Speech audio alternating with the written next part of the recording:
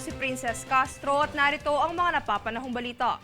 Ipinatupad na Department of Trade and Industry o DTI ang 60 araw o katumbas ng 2 buwan na price freeze sa ilang mga lugar sa bansa bunsod ng El Nino phenomenon at pertussis outbreak.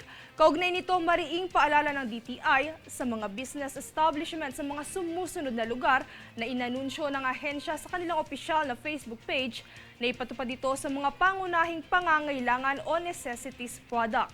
Para sa mga mamimili, inaatasan naman ng ahensya na ipagbigay alam sa otoridad ang sinumang retailer, distributor at manufacturer na hindi susunod sa kautusan sa pamamagitan ng 1DTI Hotline 1384 o sa email na consumercare@dti.gov.ph.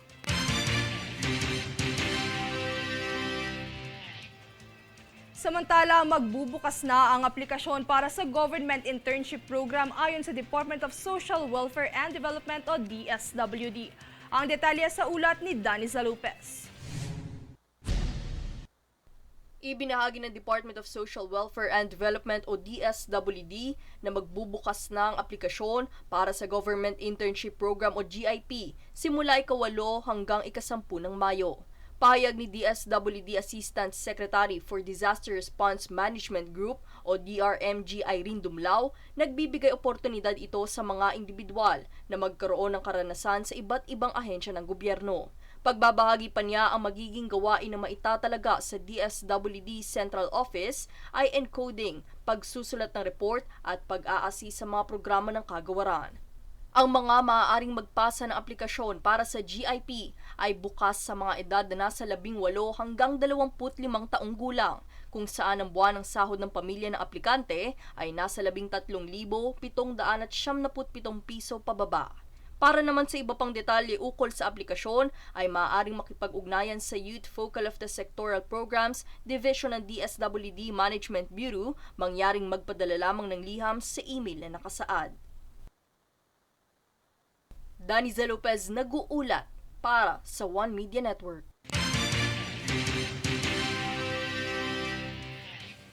Sa iba pang balita, binalaan ng Bureau of Immigration o BI ang mga foreign nationals sa maaaring kahinatnan nito sakaling tangkain na magsagawa ng bomb jokes. Ayon kay BI Commissioner Norman Tansingco, ang anumang biro o komento ukol sa bomba ay maaaring magdulot ng deportasyon sa mga dayuhan. Ito'y matapos maantala ang lipad ng Japan-bound Philippine Airlines o PAL dahil sa bomb threat na tawag kung saan agad naman na ililikas ang mga pasaheros sa eroplano.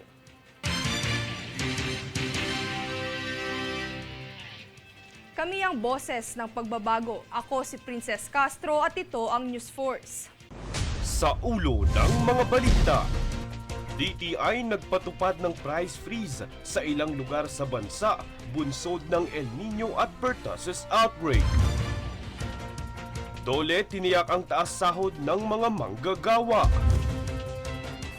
PCG ibinunyag na umabot sa tinatayang 3 milyong pisong halaga ang nasira sa mga barko nito bunsod ng pangaharas ng China Coast Guard. ERC nagbabala sa publiko ukol sa taas singil ng kuryente.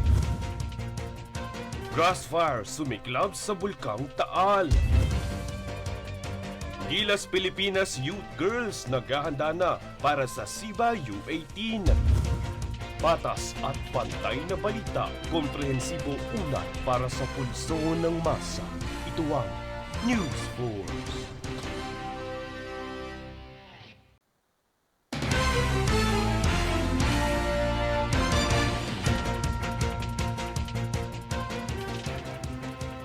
Ako si Princess Castro at narito ang mga napapanahong balita. Nagbabala ang Energy Regulatory Commission o ERC sa posibleng pagtaas ng singil ng kuryente bunsod ng manipis na reserba ng kuryente ng bansa. Ayon kay ERC Chairperson Attorney Mona Lisa Di Malanta, ito ay dahil sa mataas na generation at transmission charge na ipinapataw ng mga power generators. Hindi pa malinaw sa ahensya ang halaga ng taas singil, ngunit pagtitiyak nito, hindi ito dapat biglaan kundi maging utay-utay.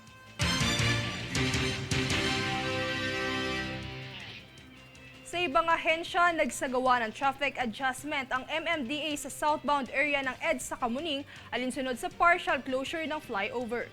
Narito ang detalye. Bunsod ng kasalukuyang retrofitting sa EDSA Kamuning Flyover southbound ng Department of Public Works and Highways o DPWH, ipinatupad ng Metropolitan Manila Development Authority o MMDA ang traffic adjustment sa EDSA Kamuning southbound nitong 2 ng Mayo. Ang southbound lane ng flyover ay opisyal ng isinara ang 1.5 linya simula nitong Mayo 1 para sa 6 na buwang retrofitting at rehabilitasyon. Tanging EDSA bus carousel lamang ang papayagang dumaan sa natitirang bahaging linya ng tulay sa mga panahong ito. Samantala, aasahan naman ang muli nitong pagbubukas sa motorista sa ika-25 ng Oktubre taong kasalukuyan. Kaugnay nito ay nagsagawa rin ng inspeksyon ng ahensya sa EDSA Kamuning Flyover kung saan namataan ang mabagal na trapiko sa service road. Ayon kay MMDA Acting Chairman Attorney Romando Don Artes, hindi na anya papayagan ng mga motorsiklo sa service road ng EDSA Kamuning simula nitong Biyernes 3 ng Mayo, ngunit gagabayan naman sila sa mga posibleng daanan gaya ng mga alternatibong ruta na Scout Borromeo, Panay Avenue, Mother Ignacia Avenue at Scout Albano. Dagdag pa ni Artes, ang inisyatibong ito ay upang mabawasan ang bigat ng trapiko sa service road ng Kamuning habang pansamantalang nakasarado ang southbound lane ng naturang flyover.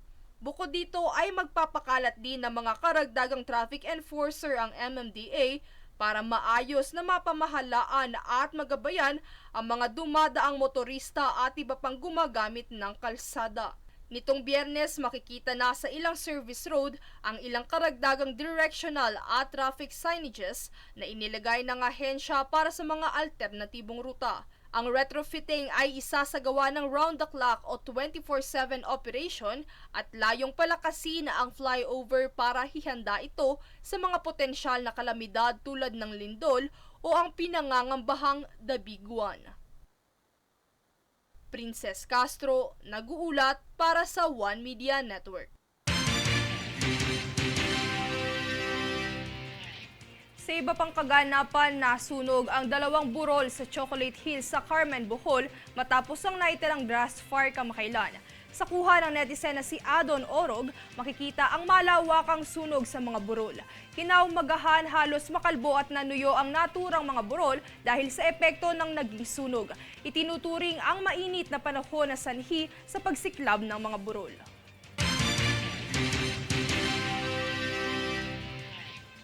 Kami ang boses ng pagbabago. Ako si Princess Castro at ito ang News Force. Sa ulo ng mga balita, DTI nagpatupad ng price freeze sa ilang lugar sa bansa, bunsod ng El Nino at pertussis outbreak.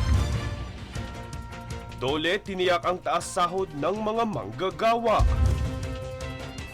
PCG ibinunyag na umabot sa tinatayang 3 milyong pisong halaga ang nasira sa mga barko nito, bunsod ng pangaharas ng China Coast Guard.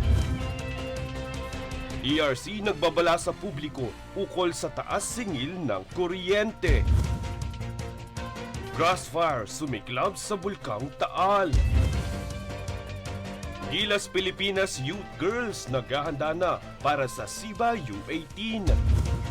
Patas at pantay na balita, komprehensibo ulat para sa pulso ng masa.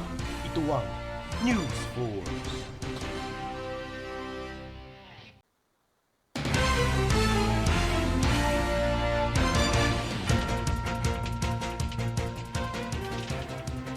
Ako si Princess Castro at narito ang mga napapanahong balita. Nakapagtala ng grass fire ang Philippine Institute of Volcanology and Seismology of PHIVOLCS sa Bulkang Taal nitong Huwebes 2 ng Mayo bandang alas 6 hanggang alas 11 ng gabi. Makikita ang pagsiklab ng apoy sa kanang bahagi ng isla ng Bulkang Taal kung saan wala namang umanong pang kaukulang ulat sa sanhi ng naturang sunog. Ayon sa PHIVOLCS, madalas na ring nagaganap ang grass fire sa lugar na ito.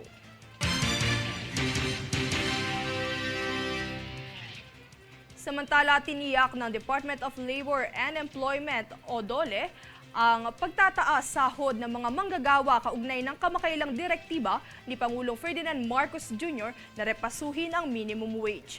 Para sa detalye narito si Francis Riodique. Ayon sa Department of Labor and Employment o DOLE, hindi false hope ang utos ni Pangulong Ferdinand Marcos Jr. na pataasin ang sahod ng mga manggagawa.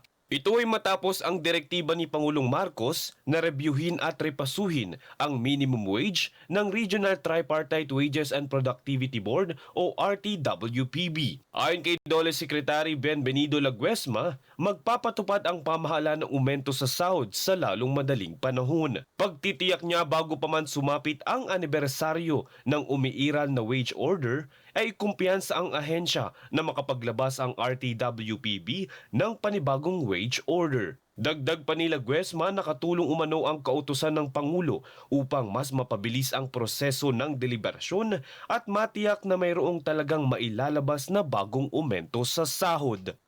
Francis Riudique, nag-uulat para sa One Media Network. Sa larong pampalakasan, puspusan na ang paghahanda ng Gilas Pilipinas Youth Girls para sa Under-18 o U18 Women's Asia Cup SIBA Qualifiers 2024 na gaganapin ngayong Mayo sa Ratchaburi, Thailand. Bukod sa head coach ng Gilas na si Patrick Aquino, makakatuwang din niya sa paghawak sa koponan si Gilas Women Deputy Coach Julie Amos. Samantala, inaasahang ilalabas ang opisyal na lineup para sa torneo sa susunod na linggo na bubuuin ng karamihan sa mga local recruits at national team debutants tulad din na Marga Villanueva at Tiffany Reyes na anak ng dating PBA player na si JR Reyes. Ang SIBA U18 ay isang qualifying event para sa FIBA U18 Women's Asia Cup 2024 na nakatakda namang ganapin sa Shenzhen, China sa ika-24 hanggang ika-30 ng Hunyo taong kasalukuyan.